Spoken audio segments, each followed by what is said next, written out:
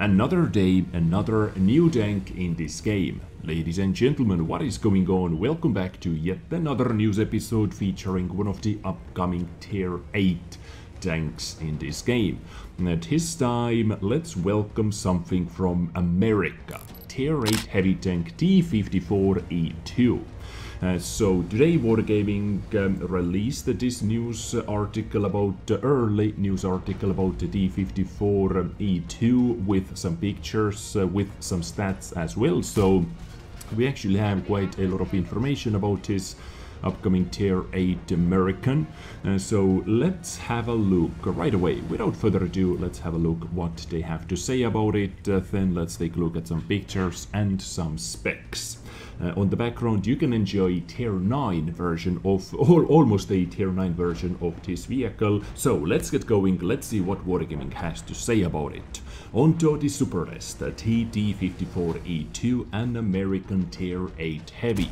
At the moment they do not specify if this is going to be a Tier 8 premium heavy tank or a standard Tier 8 heavy tank. Maybe they are thinking about completing the D57 heavy tank Stake 3 with some Tier 8 and Tier 9 heavy tank action, maybe, but I guess, this is just my guess once again, but I guess this is going to be a Tier 8 premium heavy tank.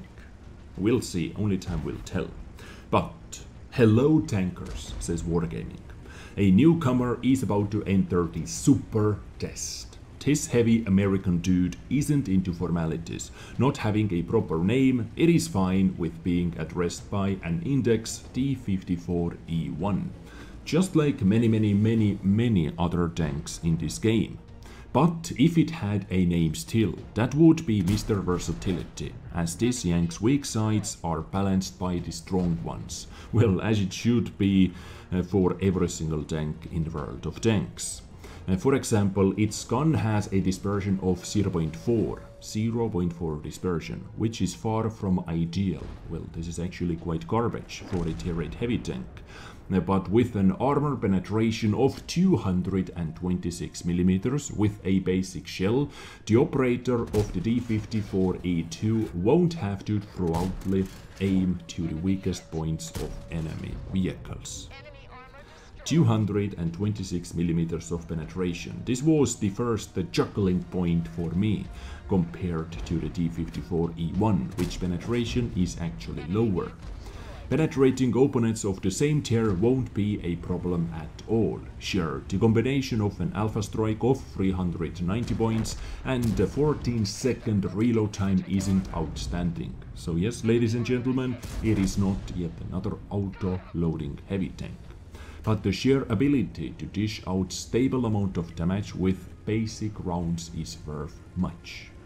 As for the survivability, the average hull protection of the T54E2, 150mm in the front, is compensated by its thick up to 240mm turret armor, and it is actually quite nicely sloped, but at the same time it has a weak spot beacon tumor on the top of the turret as well, which is going to be penetrated quite easily. It's not a tumor. It's not a tumor at all. I would imagine so, and it is quite a big one. This is that 59 Battons Commander Hatch League, in the same league. You know, Tier 8 Chinese, or was that Japanese medium deck? I do not remember. Anyway, it is quite big. And they are saying the same as well, even though the turret still has a weak spot, the Commander's Cupola. The gun depression of -10 degrees, which is really good by the way, allows for more ways of hiding it. But it is still, in my opinion, it is still, even with -10 degrees of gun depression, it is still impossible to hide it because turret is sloped to pretty much see it under every single angle, especially in the front. So the slope of the turret is not helping hiding your commander hatch. D54E1 is reasonably fast with a top speed of 45 km per hour and a specific power of more than 16 HP horsepower per ton of weight. This was second laughing point for me, because this tank has better powered weight ratio than Tier 9 medium tank T54E1. Nice, funny. This lets it take key positions, this mobility lets it take key positions and benefit from its armor penetration and gun depression angle. This tank is a well-rounded fighter, being a jack of all trades but a master of none. It may assist your attacking allies or bolster your defense, being sheer versatility on tracks.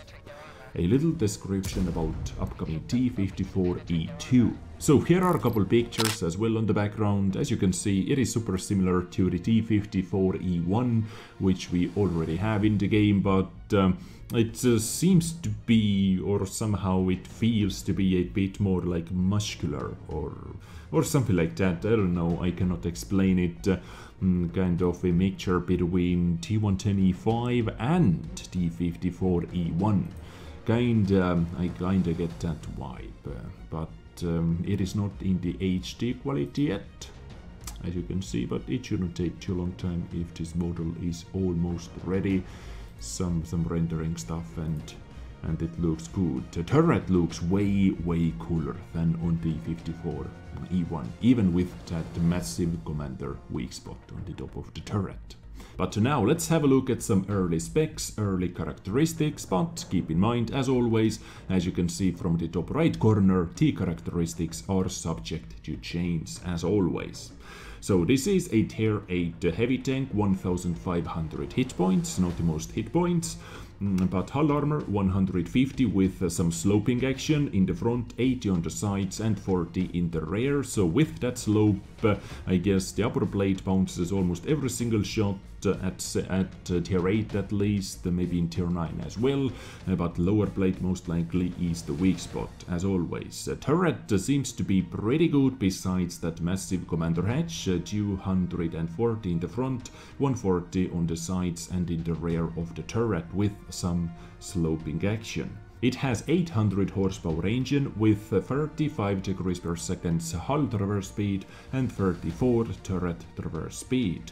View range is 400 meters. Top speed 45 kilometers per hour, as I said before, and for a heavy tank 17 kilometers per hour reverse speed is not half bad. Power to weight ratio 16.16 horsepower per ton and penetration values 226, 255, which is the same with the T54E1 by the way, and penetration of the HE shell is 53 millimeters. Damage numbers 390, 390, 480. Accuracy is really bad indeed, 0.4. Aiming time 3 seconds, which is also really bad. Reload time 13.8 seconds. Gun elevation angles minus 10 degrees of gun depression and 20 degrees of gun elevation. So all in all, hull armor survivability seems to be quite decent. Besides that commander hatch weak spot, engine power is super awesome. Mobility overall is really awesome on paper, at least the 16.16 horsepower per ton. Of course, we do not know anything about the terrain resistance numbers, but I don't think those are super bad either. View range is really good for a tier 8 heavy tank, 400 meters at the moment. Penetration values 226, 255 are also really good. Alpha damage 390 is also really decent. If everything is good, something has to be bad, and yes, accuracy is really bad, 0.4 accuracy combined with the RNG in this game. Some battles are going to be super frustrating. So all in all, really poor accuracy, aiming time and reload time are balancing everything else, which is actually quite good on T54E1. But now, as I said before, let's compare it to the T54E1, just for a shit and giggles, why the hell not? So DPM, actually I do not know about DPM, so let's quickly calculate it. Where is it? So 13.8 second reload time, 60 divided by 13.8 means 4.34 shots per minute times 390. DPM is actually 1000, close to 1700, so not even close to the 2000 range, which many of the tier 8 premium tanks have. so 1700 dpm, which is a lot better on T54E1 of course, but penetration 210 compared to the, where did you go, compared to the 226.